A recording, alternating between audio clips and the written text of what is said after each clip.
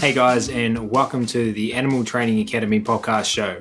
I'm your host, Ryan Cartledge, and I'm really excited that you have decided to take time out of your busy schedules to come and hang out today. We're really grateful for you tuning in. And if you have been listening to the podcast for a while, we really appreciate this. Thank you so much. Hopefully you have subscribed so that you never miss an episode. But if not, or if you are new to the show, get yourself over to iTunes, Stitcher, animaltrainingacademy.com, or whatever it is you're listening to this podcast on, and hit the subscribe button to make sure you don't miss a single episode. We are bringing you today's episode on behalf of the Animal Training Academy, or ATA membership. If you like the conversations in these podcasts, then I want to invite you to continue them with like-minded people within the ATA membership area, which you can find out more about over on the ATA website. Within the membership, you can get access to twice monthly live web classes, the back catalogue of previous web classes, plus a huge library of videos and projects to problem solve different training situations. And we're a sociable bunch with an exclusive private Facebook group, forums area, and WhatsApp chat groups. It's like a Netflix social media platform for animal behavior nerds.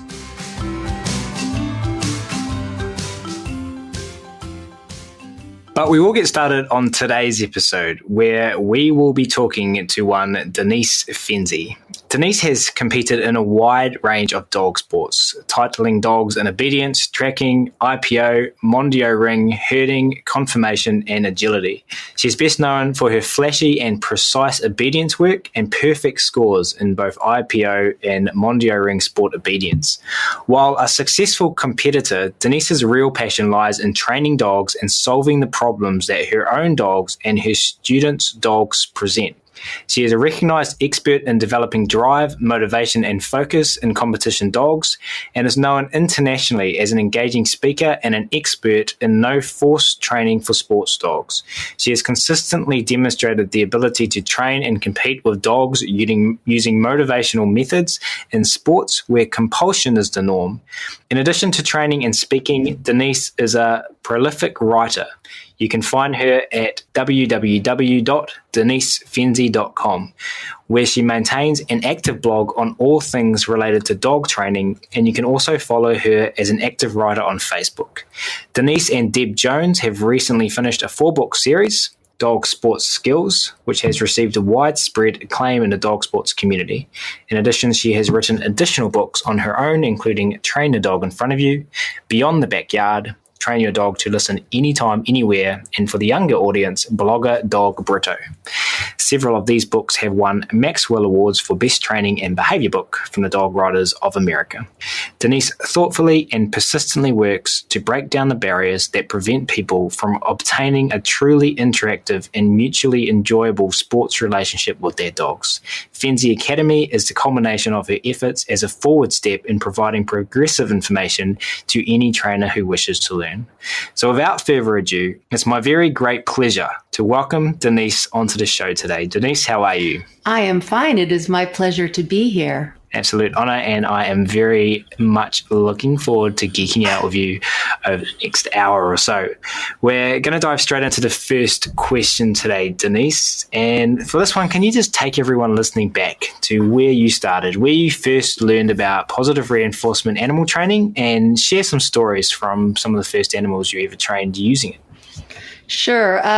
So I've been training dogs for a long time, about 40 years, and my parents had dogs as well and did show and compete.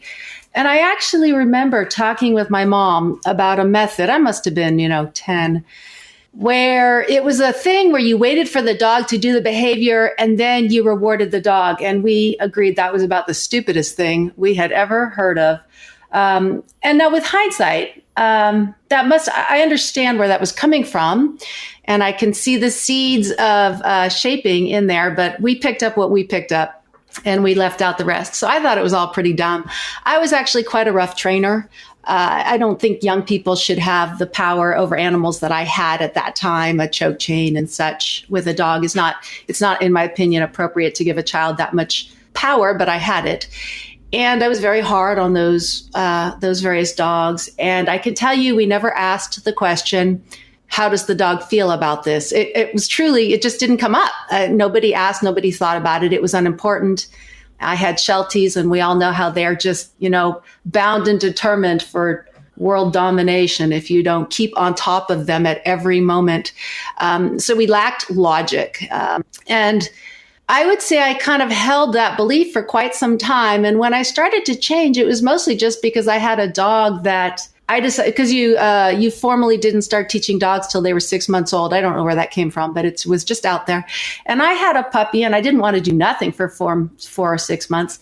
So I started teaching him random tricks and bits and pieces. And the first time I did this at 6 months, I got out the appropriate choke chain and started to train him for real. The second dog, I got out the tricks and had a good time. And at 6 months, I just really couldn't think of a reason to switch what I was doing. So I just continued with, I was using a toy, not food. But anyway, I was using a toy to train him, and had no motivation to switch because it was working just fine. It was certainly not philosophical. And when I did run into problems with that dog over time, which we all will, I used compulsion fairly readily because I had no philosophical reason not to. But I would say I was much easier on him than, let's say, I had been on prior dogs, or maybe what other people were doing around me. But what really started to create the change was when I took on a new sport. I took on the sport of IPO. It used to be called Schutzhund. And they were so hard on their dogs. The place I was at, they were so hard. And that was offensive because I was watching it thinking, well, you don't know what you're doing. And you're really awfully hard on your dogs. And because I'm a little bit oppositional by nature, that upset me so much that I kind of went the other end. I was like, you don't need to do that. So I felt the need to model not using any compulsion. And I would say that actually probably was what caused my change, was more of a response to what I saw. And around that time, I started being exposed. Let's say that was, I honestly don't remember. I would say late 1990s, early 2000s. And I remember being exposed to the beginnings of what now I understand was more intelligent distraction training, more systematic, more clear understanding of shaping and clicker training. My first at clicker training went very poorly because, again, I didn't know what I was doing. I was lumping and I made a mess of it. And so, again, that had to be the method, right? Not me. So I did not really embrace that. I would say it was, we're in almost 2018, probably around 2005 that I started doing it better and more well, and started listening a little more carefully to what people were saying, still offended by the idea of needing to do purely positive. I hate that word, but I'm going to throw it out there. A more force-free approach. Is that better? And it wasn't until I realized, as I was teaching a lot of seminars, I was traveling a lot, I started to realize that I was never using compulsion with the dogs in the seminars because I was always just fixing the people. The people problems were so much bigger and more obvious that I never got to the dogs. And after a few years, that really started to cause me to stop and think, because I realized if I am consistently going places and seeing people and working with dogs, and I can see that the problems are clearly human generated and not dog generated, then is it okay for me to assume that on some occasions they are dog generated? The logic wasn't there, and I'm a pretty logical person. So while I had already stopped using it with my own dogs because I wasn't finding it necessary, I actually made a mental shift that it was really not okay for me to teach other people how to use compulsion with their dogs when they weren't really able to train correctly without it.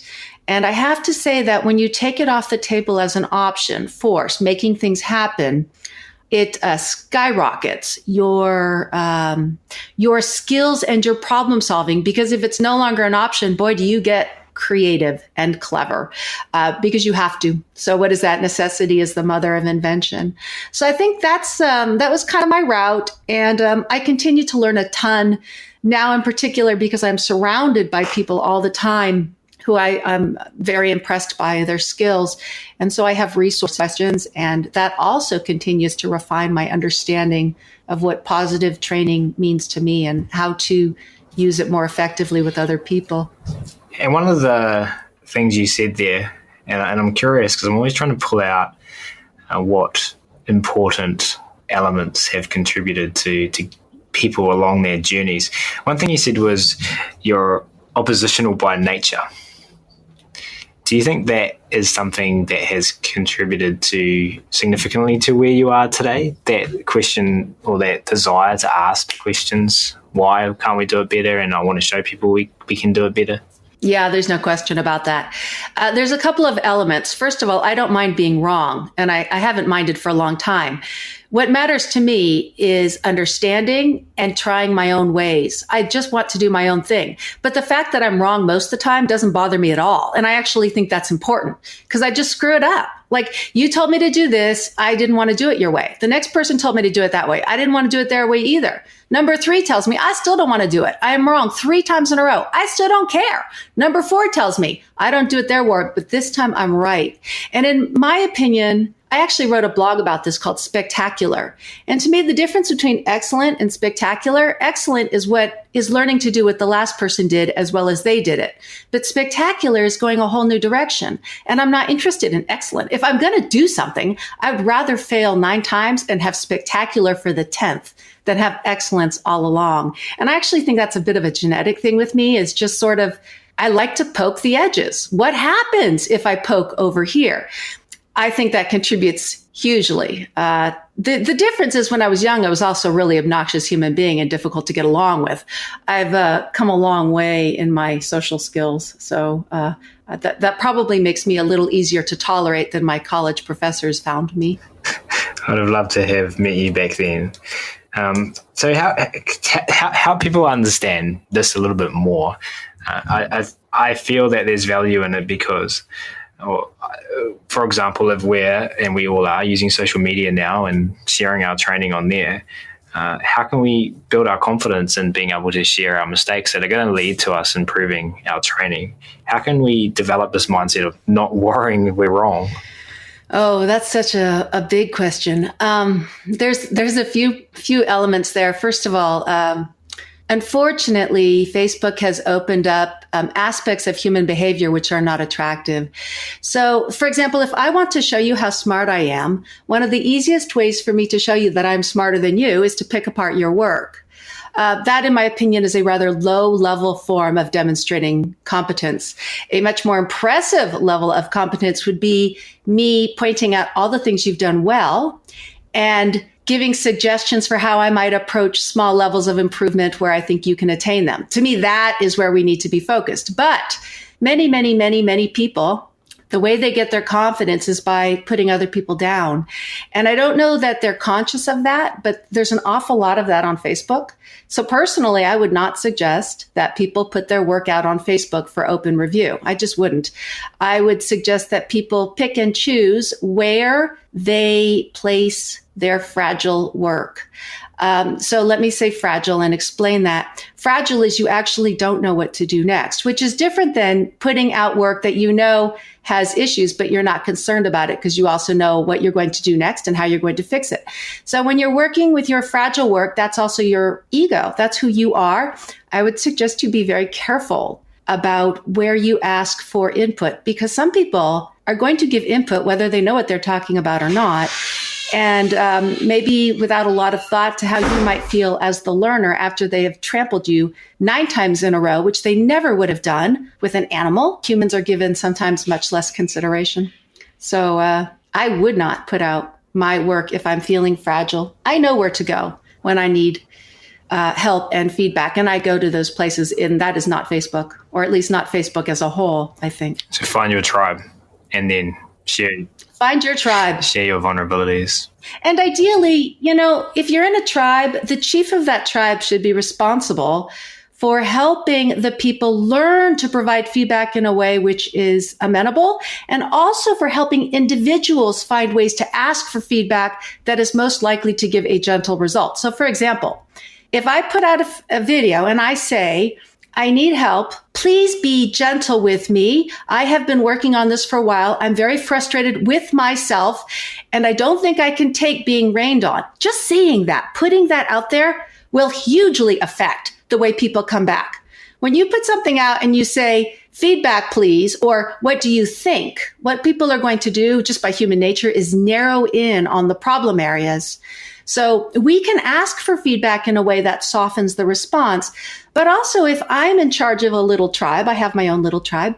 If somebody starts to come down hard, I will intercede pretty quickly and model behavior. So I will say, wow, you did such an amazing job that first 7 seconds. I love how you interacted. By doing that, it tends to cause all the comments that follow mine to change in tone because I spoke up, and I am most likely to do this when the video is most appalling, because when the video is thoroughly appalling, many people are probably watching going, oh my God, I have no idea how to respond to this. It's such a mess. Find the things that are good. Find them. You smiled. That was great. And then pick 1 or 2 things and gently redirect and ignore most of what you don't like. But I think we can learn so much about working with each other if we think that way. I love it. And there's a lot of wisdom in those words when you look at where you are today and where you've come from. You've had great success. Can you bring us up to speed with where you are, Fenzi Dog Sports, your team tittling program, your books? Tell us a little bit about what you're up to now. So Fenzi Dog Sports Academy is it's my baby. It's very important to me, and I think it's been hugely influential to changing dog sports. Our focus at FDSA is actually not pet owners or even trainers. It really is dog sports. It has evolved a little bit. We have a lot more behavior than we used to, but it's about encouraging really good training and kindness. So it's kindness to the dog, it's kindness to the handler, it's kindness to your instructor. It's almost a way of living as much as a way of training. And I think my husband would say that it's largely been successful because for the last 20 years, I've had a very single-minded focus in everything I do, in training my own dogs, seminars, teaching, books. Everything I do has been focused on making things better for the dog and improving relationships between dogs and people. So that is very much what FDSA is. And it's pretty big now. We have thousands of students every term. And it's incredibly important to me. I mean, in terms of people looking back on their lives, I can look back on my last 5 years and say, wow, I really believe I've made a difference in the world. So I'm very proud of that. Team is the Training Excellence Assessment Modules Titling Program. And what that means is it was set up in 6 levels of increasing complexity. And what we are looking for is excellent training. So there's approximately 10 exercises per level. And we're looking for things like, can you give one cue? Are you standing still when you give your cues? Is there extra behaviors in there? Are you training in the correct environment for your dog's stage of training? So in the first level, it should be in your house, in a familiar environment. In the second level, it's going to be a little more complicated. The distances are bigger. We add distractions. We add in elements of proving and generalizing behaviors. You can use food in the first level and some food in the second level, but it goes down over time. So what we're trying to do is look at what made up good training and sort of create a plan that if people simply follow the plan, almost by definition, they end up becoming better dog trainers.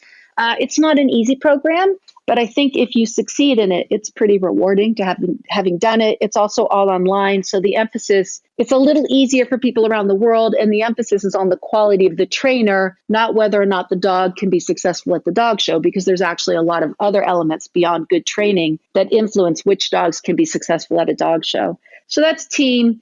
The books. I didn't even know I was a writer until I started to write. So I started to write about 5 years ago with Deb, a little bit unsure about that. And now you cannot stop me. I'm a little out of control. As a matter of fact, I have three more books in my computer that I have opted not to do anything with for a while because I just have to stop. I've got to get a grip. But I write a lot on my blog. So that's what I do instead now is write my blog, write articles when people ask, do podcasts, just try to change my scenery just a little bit. Well, thank you for getting involved in things like podcasts and coming and hang out with us today. Can you just, before we move on to the next question, where can people go to find out more about all of this stuff? Probably the easiest answer is just to go to denisefenzi.com, because from there you can easily find your way to everything I do, my books, the school. For those people around the world, Amazon has most of the books. So that's probably the easiest answer for most people. The webinars come through the school. That's the easiest. And if somebody needs help getting started, they're intrigued, they can just send me a note. I don't have a problem with that. I can get you started on the right path. It's a little overwhelming, 40 classes a term. So If you're just getting started, you could get a little like, oh my God. So if you send me a note, tell me about your situation, I'll get you on the right path. So wonderful. Hey, thanks for that. And I love hearing about people's journeys, people's behavioral odysseys, as I like to call them. So thank you very much for sharing, Denise. Moving forward, I was a little bit unsure exactly how to word this question, but I'd really like to talk about your experiences with people who have found training with positive reinforcement difficult. For example, let's start with people who might be temperamentally unsuited to applying good training techniques. They might never write stuff down or be poor at counting reps, for example. Can you talk to this topic for us? Yeah, because that's me. So, what I tell people, especially in the school, I do believe that some people are genetically natural dog trainers. For lack of a better word, you show them 2 or 3 times, they get it, it's intuitive for them. And others really struggle. Their brains process more slowly. So they may be quick to understand, but there's a big difference between understanding in your brain and getting it out through your fingers, right? It's not the same. That's why I'm such an advocate for applied training, because I think you can study till the cows come home, but that doesn't mean you can do it. So it's like learning to ski. I could study skiing for hours and hours and hours and watch videos, but that doesn't mean I can ski. The body has to do it. The problem is for many people, the will is there, but the body doesn't do what it's told. And that's so frustrating. And I think the more frustrated people get with themselves and the more they feel that they're failing, the worse their skills get, because now they feel badly about themselves and they start to opt out a little bit. So there's a few things. I try to really simplify this for people. First of all, simple tasks to start, just like with a dog, right? You train people and dogs the same way. Break it down. Identify what they're doing right. Ignore the fact that it took them 17 seconds after the click to get the cookie in the dog's mouth. Just ignore it. Look, you clicked it exactly at the right time. That was fantastic. Now, this time when you do it, right after you click, let's see if we can get the cookie into the dog's mouth in about 2 seconds. So the rhythm's going to be like this. Click, cookie in the mouth. So by breaking things down for people, the same way we break them down for dogs, I think they can succeed even if they don't write or are not as precise. The other thing is my whole emphasis is watch the well-being of your learner. If your dog is happy and if you are happy, you will make progress. You may not make it anywhere near as fast as a good trainer, but just keep your dog in the game. Watch your dog. You just need to know that. What does your dog look like? And make 2 buckets. You can have a happy bucket and an unhappy bucket. You don't even need more buckets, just 2 buckets. At any second, you're looking at your dog. Is your dog happy or unhappy? And if your dog is starting to leave the happy bucket, throw out a couple cookies, stop training, relax, breathe, try again. Don't try to recover sessions. If you're struggling with the basics of good training, you want to simplify it down, happy buckets and unhappy buckets. And I think that actually gets you pretty far. That's probably what I spend the most energy on is avoiding unhappiness in the dog because the person's skills aren't there. So if your skills aren't there, that's fine. Happy buckets, unhappy buckets. And you will find that over time, as long as you keep your dog in the happy bucket. See, this is what's amazing about dogs, unlike snakes, rabbits, whatever. Dogs actually do kind of want to meet you halfway. Dogs learn things that amaze me. I have seen people training dogs, and I actually could not tell what they were trying to teach the dog. And the next week I came back and you know what? The dog was doing the thing. It's a sheer miracle, right? How did the dog figure it out? Because nothing the person was doing was making any sense to me as a human observer. That's because dogs are amazing. And dogs really do try to figure it out. They look for small cues. They put up with us. See, dogs are a great starting place in the sense that they put up with us. They also, the corollary is that they cap our skills. Because they're so good at putting up with us and learning in spite of us, we do a lot of superstitious learning. We actually think we taught the dog when it was actually just that we had a really good dog who did a whole lot of problem solving for us. Other animals aren't going to do that. So your highs are going to go higher if you emphasize training other animals because you have to. But dogs allow you to get in the game and learn to love what you're doing. If you don't love the training, you won't train. Dogs will teach you to love the activity. And I have seen people who I thought were really never going to get it. They just didn't have much natural skills. Give it a year or two, keep them in the game. And you know what? They do get there. They may never be at the same level, that as long as they are in the happy bucket and their dog is in the happy bucket, they're going to get what I do with people who struggle. I don't try to force them into something they're not. If writing things down makes them unhappy, if counting repetitions makes them unhappy, I'm not going to have them do it because they're going to opt out of the whole thing. And that's not in my best interest or really in their best interest. So to sum that up, you believe that some people are potentially better genetically at training than others. And there's a big difference between understanding the theory and the application in your brain and then actually getting it out through your fingers. So if you're teaching someone that's having this challenge, then just start with simple tasks and reinforce the things that are going well and are being implemented correctly. And for the trainers, it's a case of making sure you stay in the happy bucket. Pretty much. Stay in the happy bucket. There's my quote of the day. So we call the podcast Stay in the Happy Bucket. Happy bucket. And so the happy bucket is, let's just define this again for everyone. The happy bucket is just ensuring that you're having a good time and your dog's having a good time. And if you're not in the happy bucket, then potentially throw some cookies out and take a break. Exactly. And actually, this is a huge part of why I spend so much time teaching people how to play with their dog. Because in my experience, people who can play, just play with the dog. No toys, no food. Just get down and play like a kid plays with a dog. It's the fastest way to learn about the happy bucket. Because if you do something your dog doesn't like, dogs instantly opt out of personal play. There's no reason for them to stay. There's no food, there's no toys, right? So dogs only stay with you in personal play if you're doing it well. And it's instant feedback. So when the dog walks away, because dogs walk away. See, the problem with food is dogs often won't walk away. So you look like you're in a happy bucket. Personal play, And what happens is when the dog walks away, then the question is, what happened a half a second before your dog walked away? And people can go, oh, especially if they're videotaping. He didn't like it when I fill in the blank. And I know that because his ears went back, he turned his head, whatever. And then he walked away.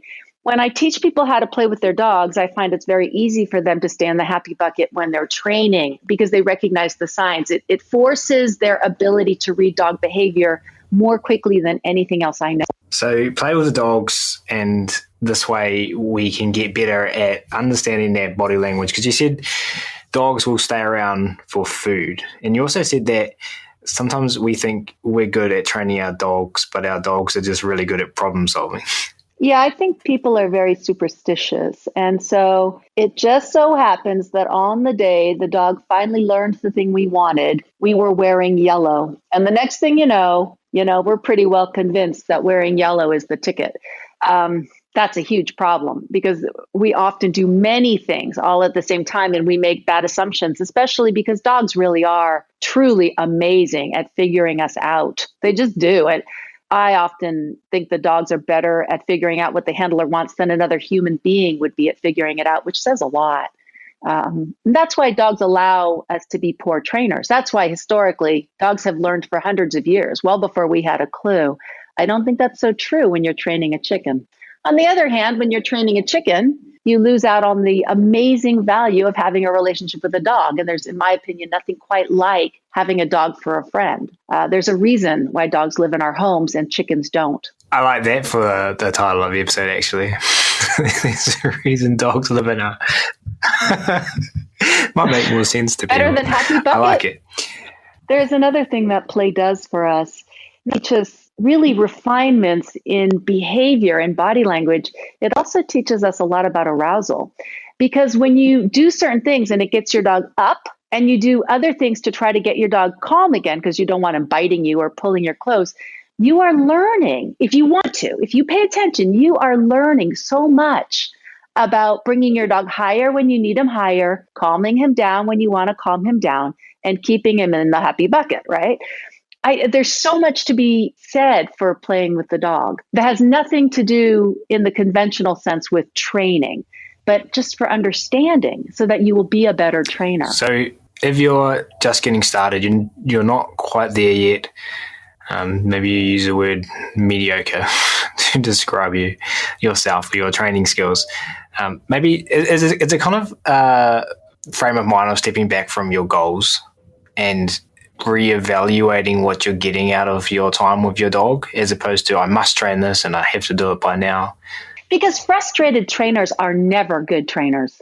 When you decide that your dog has to learn a specific thing and you are not getting there, a little frustration drives change. So that's good. If a human's a little bit frustrated, then they have some time to think about it and they may do a better job on the next session. But a lot of frustration, unfortunately, not only does it lower our skills, but it tends to change, it stiffens our body, and it causes us to do things that look a whole lot like anger. And maybe there is a little anger in there, right? And anger needs to stay out of dog training. It really does. Not only because it ruins our skills, but because the dog knows. And then, of course, then the dog starts to avoid us because we're scary. That makes us more frustrated and more angry. And now we have a really problematic dynamic. For sure, if a newer or mediocre trainer is struggling, I would strongly suggest they change what they are working on. They need success. We need success. When you have a lot of success, you have something to build on.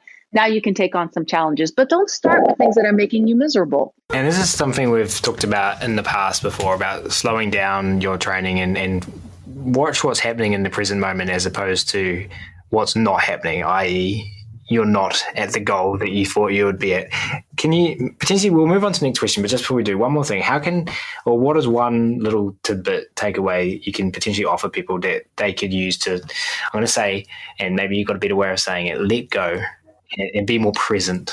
You know, I understand how important it is to let go, and it's the hardest thing to tell people to do because it's emotions and you cannot direct your emotion, right? So I can say you have to not care, but how do you give that to another person? I actually think it's the hardest thing to give.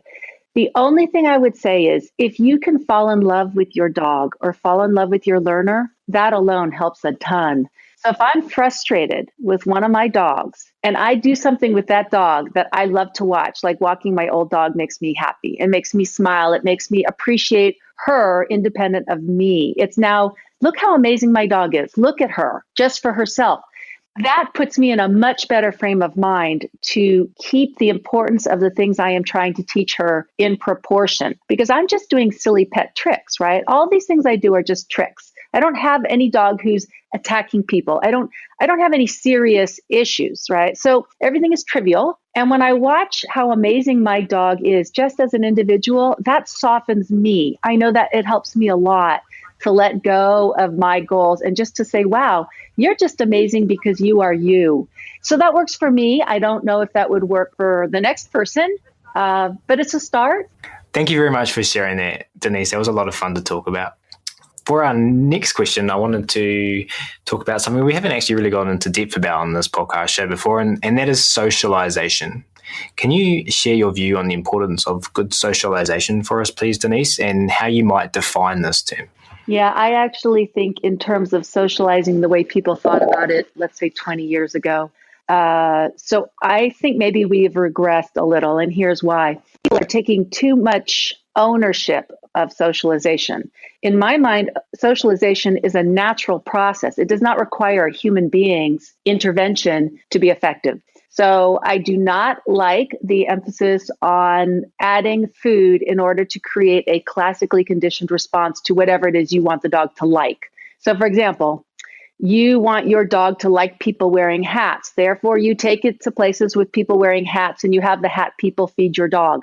I think that's a problem. I think it's actually undercutting the element of socialization because now rather than your dog saying, there is a person with a hat, how do I feel about people with hat, and working it through on their own, it's there's a person with a hat, and before they have a chance to have a natural process, you're feeding them.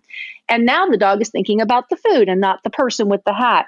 I am a huge fan of what I say is exposure, not necessarily interaction. And whenever possible, as long as your dog's in the happy bucket, leave the dog alone. Let the dog on their own time decide, do I want to go closer? Do I want to back up? Now, there are exceptions. Let's say your dog is going closer because, and this is true, we do tend to approach things we're afraid of because we want to get a better look. That's where the human needs to step in and prevent the dog from getting into a space that he can't handle himself, right? So that's reasonable. So getting closer until you see the dog's body language is such that you can feel the conflict. Now you should stop. That's where you add value, is to stop. But don't add food. Don't intervene. Don't say, oh my God, I need 99 more people with hats. I would say, what do you want this dog's life to look like long term? What do you need? Do you need the dog to be comfortable going to your child's school to pick him up? Do you need your dog comfortable on the beach? Do you like to hike? What does your dog's life look like? And now expose your puppy to that in small doses over time. Don't make him sit there for 4 hours because you have the day off. Just make it a natural part of your life. I would say minimize the use of food unless you have a problem. Now, if you have a problem, then a podcast is not the appropriate place to talk it through, right? I think then you need help. If your dog has true fear issues, that's a different matter. But 90% of dogs, like if I just look out the window at the people walking up and down the street with their new puppies, just people, human beings, they, in my opinion, are doing a better job than we, i.e. professional trainers, are doing. Socialization. I think they're doing a much better job at just letting their animals grow up. In the same way with our human children, I don't feel any need to take my 2-year-old places and feed him M&Ms. Why would I do that? What I need to do is take him places and watch his behavior. If my child's having a meltdown because there's a clown standing in front of him and he's scared to death, I know to back up, right? I know to use distances, but I won't start feeding him. That starts to put human beings in a place we're just not that good, in my opinion. The natural process of socialization is way better than we are and way more important than we are. So let it happen. Just watch your learner. Make sure you're not asking too much. Puppy's happy. Next time you want to go on the car, does the puppy want to go? If the puppy says no, thank you, it might be worth looking back at the last thing that happened. But short of that, simply get out and do whatever you would normally do. I also don't think it requires interaction. So what I mean is, if your dog's life is going to be primarily you and dog sports, I do not think your dog needs to interact with a lot of people. I do think your dog needs to be exposed to a lot of people. And if my puppy's hanging out and the person says, can I say hi to your dog? And I say, well, if the dog wants to go up, you're welcome to pet the dog. Don't approach my dog. If my dog wants to come to you, call her over, and then that's fine. I don't have a problem with that because that to me is how my life is. That's my normal life. But I don't particularly want my adult dogs lunging enthusiastically at random people. That's not interesting to me. It is not interesting to me to walk down the street and have my dog say hello to each person. Now, that's my life. Now, somebody else's life might be different. As a result, I don't want my puppies doing it either. I would much rather people ignore my puppy, so my puppy ignores them. And then at some point, maybe the person says, now I'd like to say hi. Is that okay? Yeah, that's fine. Say hi, no problem. But I don't want it to be the focus of the interaction. I don't want my puppy going, look, new person. That means they're going to squeal over me and I'm going to run up and climb on their head. I don't like that. I've been in Europe recently, in France in particular, and I really like what I saw with people and dogs, just sort of, it was a person and their dog. It wasn't a person and dog as community property. In the United States, it feels a little bit more like dogs are community property, and everyone thinks that by definition, every dog should go up to every person, and every person has the right to interact with every dog. That's not my preference. I really liked that more quiet, but almost say that people interacted with dogs there the way we interact with other people's children here. For the most part, when people walk down the street with their kids, kids don't go running up to random people and people don't go running up to random kids. It's a little more subdued. You probably, if I was interacting with you, I probably would not reach out and pet you. You are not my husband. I would assume that your wife would not reach out and pet my husband. We don't do that. We have a little bit more boundaries. And I would like to socialize in a way that leads to the boundaries that I prefer. And so you made a few analogies there to what we do with our kids and thinking about that with regards to what we do with our dogs. And I read a blog post you wrote about this subject. Do you think there's value in potentially making that comparison? Of how we socialize dogs and children? Yeah, well, how maybe we do with our dogs what we kind of do with our kids. Well, that's what I think we should do in the sense of a little bit more relaxed. I think with dogs, some of us get a little carried away. I think, isn't it obvious that children require socialization? Would we all kind of agree that would be, you would not keep your child in the basement for 3 years, right? We know that. And yet we don't feel the need to talk about the fact that, did you take your child to the shopping center 3 times this week? So we know it, we accept it, and we simply incorporate the child into our life. But it's not conscious beyond that. With the dogs, we've gone to the other extreme. We have taken it so far that our behavior is unnatural. And I actually think that causes problems for us. Yeah, that's interesting, and look forward to hearing people's viewpoints on this moving forward. So feel free to build upon Denise's great input there and share your thoughts and feelings in the podcast right up. But really like that, and lots of food for thought for everyone. When we were talking about topics for this web class, we're not in a web class, are we? We're in a podcast. When we were talking about topics for this podcast, we put a question in the private Facebook group of Animal Training Academy in the members group. And so one of our members asked a question which we could use to build on your answer there, Denise. What 3 behaviors would you teach to a new puppy? What things would you find are important? Are there generic ones, or is it context situation specific, like you said? So I think there's 3 things. I'm going to divide that up into training and into life. So in life, I want my puppy to love me. And that's just if the puppy looks at me, I'm going to talk nicely. Hello, puppy dog. You're so cute. Make the tail wag. Can you make your puppy's tail wag? All day long, I want my puppy to look at me and be happy. So let's call that a behavior. And I'm going to spend a lot of energy on that. Playing tug is a big deal to me. Playing ball is a big deal. Those are just sort of interactive, casual things. On the other side, what I think the question was more meant to get to was training specific. So the 3 things I probably teach, probably starting from day 1. The first one is how to get a cookie out of my hand. That seems so obvious, but puppies actually don't do a very good job. They sniff around the food, but they can't quite find it. And I do feed in a very specific way with the cookie under my thumb. So day 1 is probably, can you find the cookie and eat it, right? So we're going to spend some time on that. And that is going to morph into how I train heel position. I start that immediately. At 8 weeks, I start working on that in my house because it entertains me. I want the puppy to learn to go away from me. So right away, I'm going to teach maybe go around a cone or get on a platform because I want to balance the puppy. I talk a lot about balance. I want the puppy to come towards me and then I fuss over them. I want the puppy to go away from me. That is probably going to be shaped. I want the puppy to learn to use their mouth. So I'm probably going to start a retrieve on day 1. It's very easy to teach it at that age. And I want the puppy to use their nose. So I'm probably going to start with scent discrimination day 1, day 2, because that gives me balance. It gives me foot activities, getting on a platform. It gives me come towards me. It gives me go away.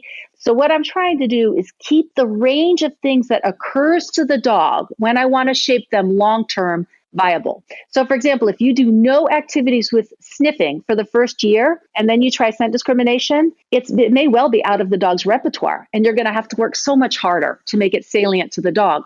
So I want to keep those basics in the picture. So it doesn't matter so much what you teach, but I would think in terms of coming towards you, going away from you, using feet, using eyes, using nose, moving body. And if you can keep all of those in the picture, I think it simplifies life long term. So first thing, make sure you're keeping your dog in a happy bucket. Teach your puppy how to eat, and you find it fun to teach the heel position. And teach them to go away from you, come towards you, retrieve, and use their feet, eyes, nose, and body basically, and put the basics in the picture from the start. Great information. And I know there's tons of people who listen to this show whom this is going to be highly beneficial. So once again, thank you very much for sharing, Denise.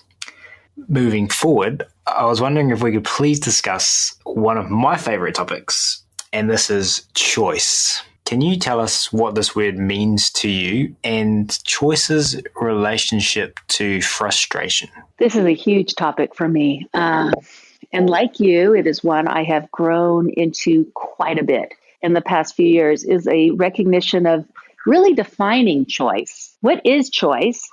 And how are we using it? Because if you think about it, choice applies to all training. It's positive training, not positive training, things the dog likes training, things the dog does not like training. Within the bucket, the happy bucket, things dogs like, I think we need to think about how we are using our motivators and whether or not we are removing choice. So for example, I do not believe in training hungry dogs. So most of the traditional wisdom I have learned over the years is work with your dog hungry because they're motivated. The problem is they're motivated by a choice removing function. If you are hungry, do you really have a choice? And I would argue, no, you don't, because you want to survive. So if survival is an option, then haven't you just taken away choice? I want my dogs working for dessert, not for dinner. So I would much rather feed a dog or work with a dog who's not hungry, who's actually okay. Now, if you're looking at like a Labrador, they've never had a not hungry moment in their entire lives. I get that. I'm not talking about that. What I'm talking about is in terms of the dog's reason for staying in the game. I want the dog staying in the game because they're having a good time with me and they enjoy whatever I'm providing, whether that's food, entertainment, or toys. I don't want the dog saying, oh my God, I haven't eaten in 12 hours. She's holding food. I am not enjoying my work and I can't walk away because I'm too hungry. That to me is not choice and causes not only frustration in the actual learning, it confuses the human because the human says, I must be doing a good job because my dog is not leaving. But the dog can't leave because they're hungry. And I think this is something we need to think about when we consider the value of the motivator we're using in relation to what we're asking the dog to do. That doesn't mean I don't use high value motivators. I absolutely do, especially if curiosity is the alternative. Like the environment's just pretty damned amazing and there's nothing I can do to reduce that value. But when we're talking about dogs that are just in high stress situations and it's game oriented things that we are training, I'm not talking about things that happen. Those are a little different. Then I'm more willing to put pressure on the animal. But when it's just my silly retrieve, my silly scent discrimination, my healing, nothing the dog needs in life, I want the dog working from true choice. And what that does is it puts a lot more responsibility on me. If I'm training for Cheerios, which is a breakfast cereal of pretty moderate value, the dog's choices are doing nothing and hanging out in my house versus doing something with me that involves learning and eating Cheerios. That puts more pressure on me to do a good job and less pressure on the dog because my dogs will walk away from Cheerios. Now, when I go out into the big wide world where things are more exciting, I will absolutely up the value of that motivator because they're not afraid. Now, if they're afraid, that's a whole nother story. But as long as the dog is just curious about the world, yes, I will overwhelm curiosity, but that does not lead to frustration because the dog's choice is between curiosity and work. That's different than starvation and work or fear and work. Then there's things like husbandry. Some things just have to happen. I will add more. I am more willing to take some of the choice out of it in the sense that I will train a dog hungry to do its nails because I recognize that those nails really do have to get done. And if I have to put more pressure on the animal, I will because I don't think I have a lot of choice. I'm not going to drug my dog every time I want to do their nails. But in the dog sports world, I think those are few and far between. I'd love to see conversations about this, the ethics of using motivators where the dog doesn't have a lot of option. So food comes to mind as a big one. Toys with high drive dogs that are sort of OCD, obsessive compulsive disorder.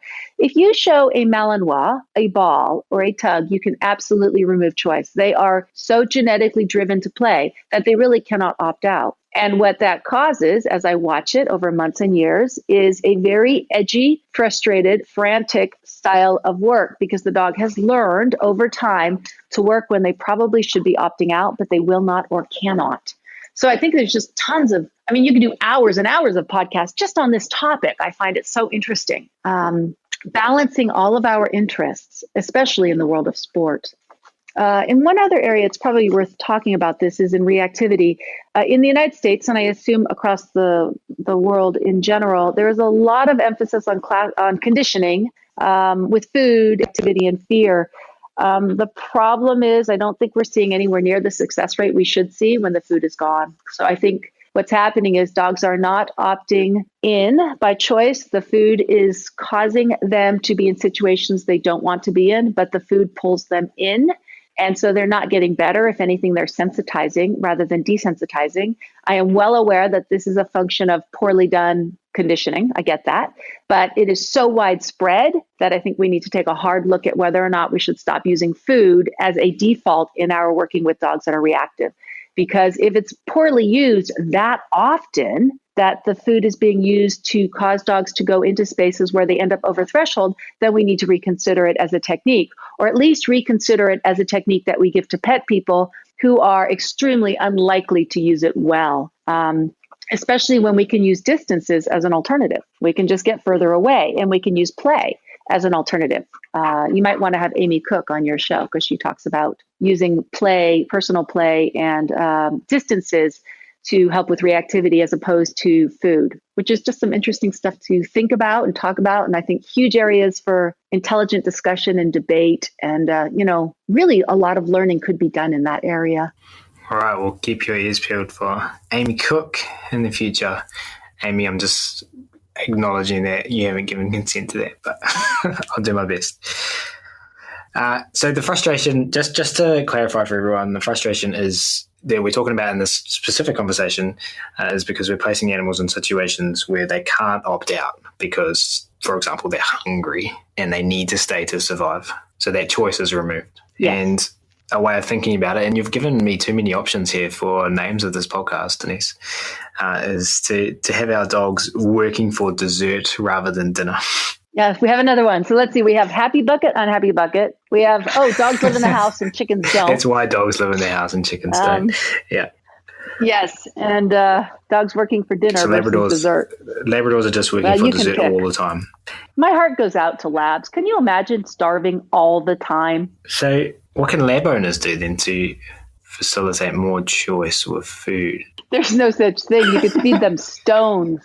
I think it is a genetic reality of being a lab. It's actually sad. I mean, I know some people literally breed for food drive, right? Think about what that means. What that means is you're breeding for animals who are on a diet 24 hours a day. And I bet there's a huge element of aggression in there too. I don't know if this has been studied, but when I'm on a diet, I am one cranky lady.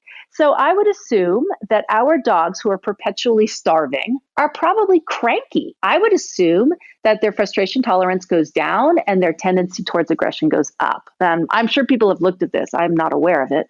But it just seems logical to me that if you breed animals that are perpetually starving, you're going to have more issues.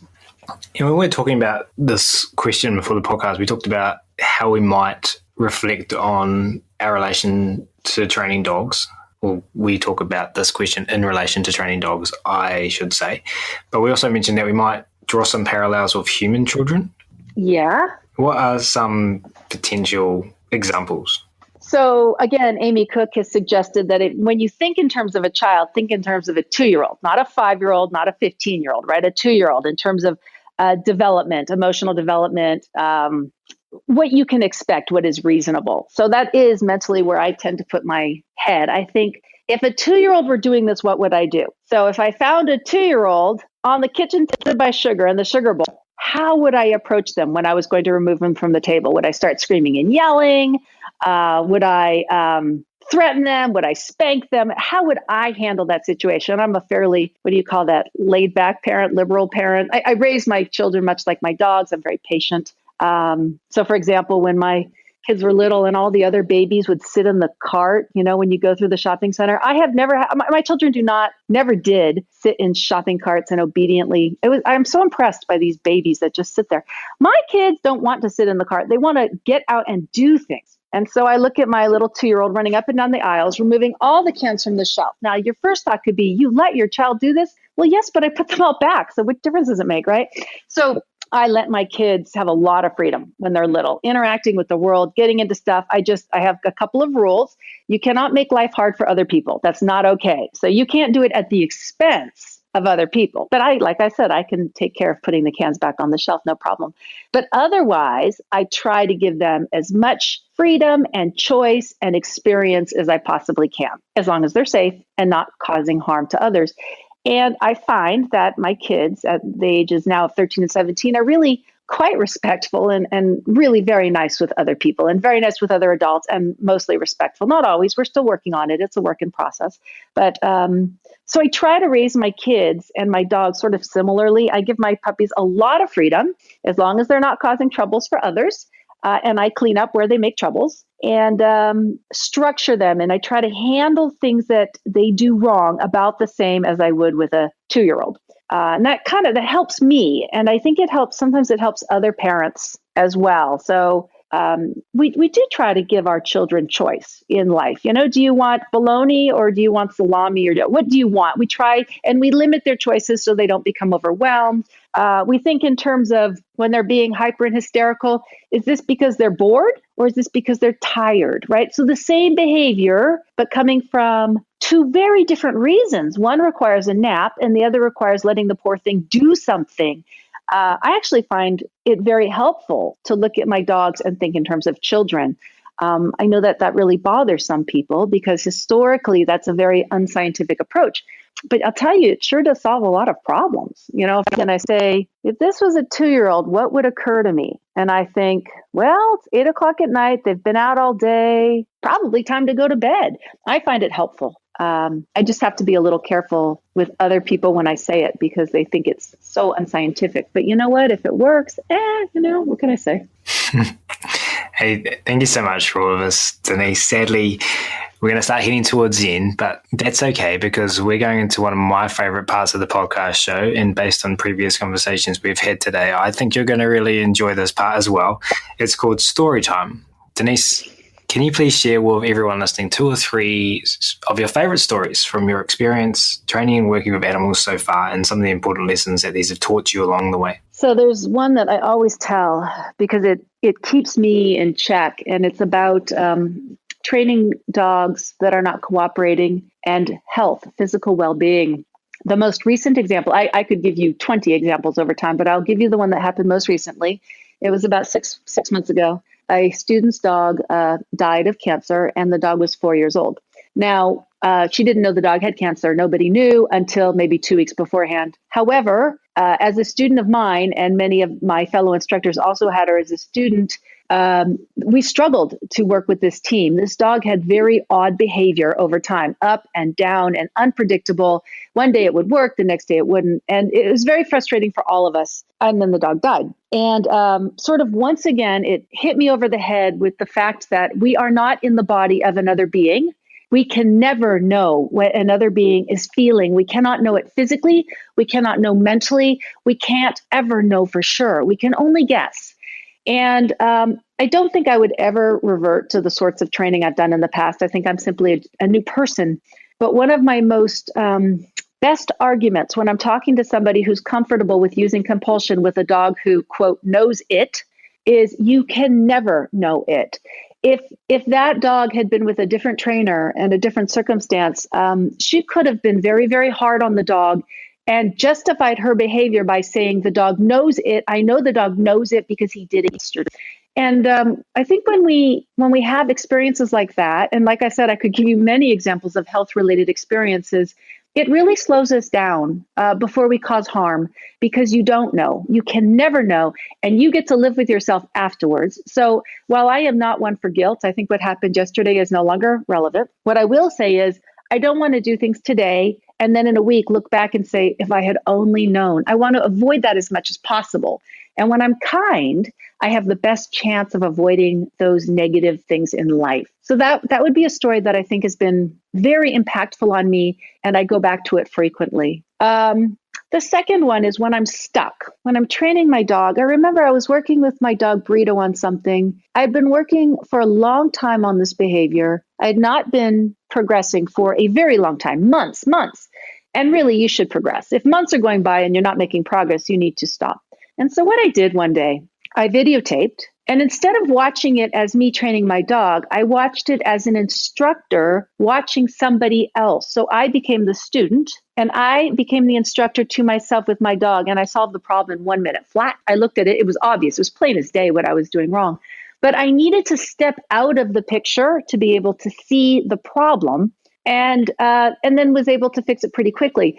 I think we easily forget. We get sucked into our own situation, and I find it very valuable to step out, videotape, and now watch it as a trainer. Don't watch it as a participant, and you might be amazed at the things you see. So there's just a kind of a general good training technique if you're finding yourself stuck. And my third story, this is not a story. It's just my growing recognition of the value of perspective. And I've come to it largely because dog people lack perspective. And I don't think it's because dog people are different. I think people as a whole lack perspective. And what I mean is we live in our own bodies, in our own worlds, in our own experiences, with our own knowledge. And it takes a leap for us to go into the perspective of another person who has a different body, a different set of experiences, a different perspective. And I think very, very hard to try to incorporate into our lives a natural tendency to look at our students' perspectives. Why do they want what they want? Why are they frustrated? Why are they handling their dog the way they handle their dog? And not just in an academic sense. I mean, convince yourself of it. Put yourself in their perspective until you can argue their perspective. And when I do that, I find my ability to problem solve for that person goes up dramatically because now I truly am them. And when I am them, I can find solutions that will be palatable for them and that will actually work for them. And I'll do it with dogs too. I'll even put myself in the perspective of the dog. Why is my dog bothering me for the last 3 hours to go for a walk? Well, my dog is 14 years old. She lives in my house and her entire life, her whole structure is about me. I choose everything for her. Her going for a walk is the only thing. She pushes me to go for her walk. That is her life. And when I look at it from her point of view, rather than saying, you go for a walk every day, you have a great life, I say, what does she actually control? She controls going for a walk. That's about it, isn't it? And then that makes me a whole lot more likely to stand up, get the leash, and take her. So I think just as a lifestyle, trying to, when you're frustrated with a person, with a dog, with a client, with your neighbor, trying to put yourself into their point of view and not as an academic exercise, for real, convincing yourself of it makes you a more calm, kind, accepting person. And all of that influences your ability to influence others. I often say, I have an expression I use a lot. This is your fourth one for the podcast. Do you want to feel better or do you want to change behavior? Feeling better is screaming and yelling and getting stuck in your own body and your own perspective. Changing behavior is looking at it from the other point of view and figuring out what you can do that will actually solve the problem, even though you may not feel better because you lose your self-righteous place. Yeah. So I think those are the things that I would throw out there for dog trainers that maybe one of them will resonate with somebody somewhere and give them something to think about, maybe just to improve their quality of life, if not necessarily their skill as an animal trainer. Yeah, ladies and gentlemen, the Do You Want to Feel Better or Do You Want to Change Behavior podcast. We could write a whole book on quotes from this podcast, Denise. That wasn't the one I was going to draw out of what you just said. The one I liked. So, guys, listening to this podcast, guys and girls, wait for the follow-up quote book to come out later. The one I liked was put yourself in their perspective until you can argue their perspective. And I like that because it applies to humans, but I like it because it's so valuable, I think, to think about our dogs as well and our animals. What is their perspective? Can you argue your dog's perspective?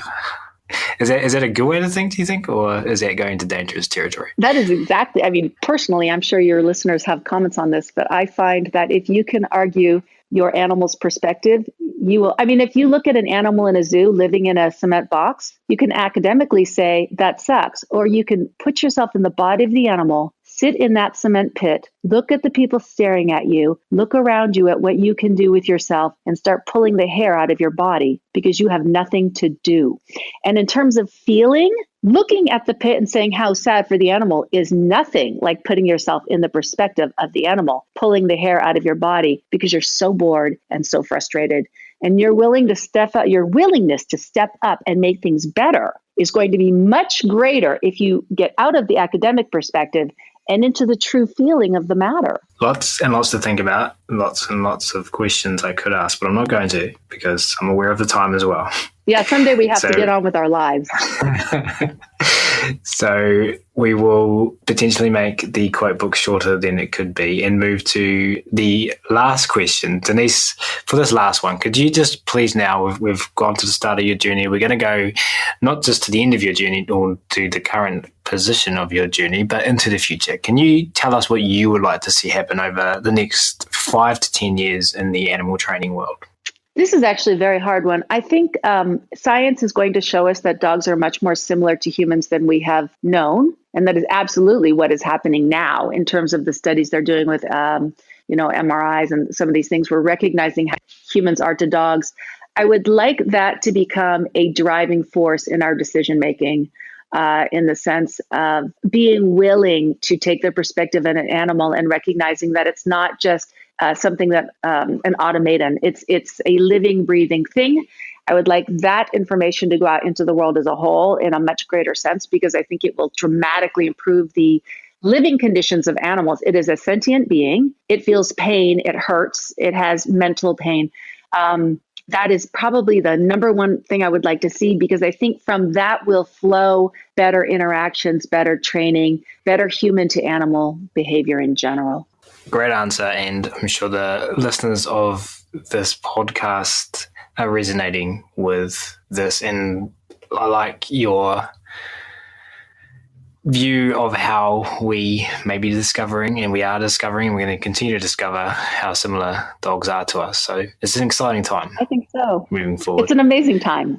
Hey, thanks so much for sharing all of that today, Denise. That does bring us to the end. We've already talked about this once already in the podcast, but just to remind everyone listening where they can go to find out more about you and what you're up to. So my blog and my general information is at denisefenzi.com. The name of my school is FenziDogSportsAcademy.com. And I guess I should tell you it is registering now, but you would be 1 week late because classes started on the 1st. You should always feel welcome to send me a note if you need help, either through Facebook Messenger or actually Facebook Messenger is best because we can have a dialogue. If you need some help getting started with selecting a class, you should send me a note and I will certainly help you. And I feel that from what I've seen of Ryan's groups and philosophy and all, it's really very well aligned with what we do at the school and the philosophy within our groups.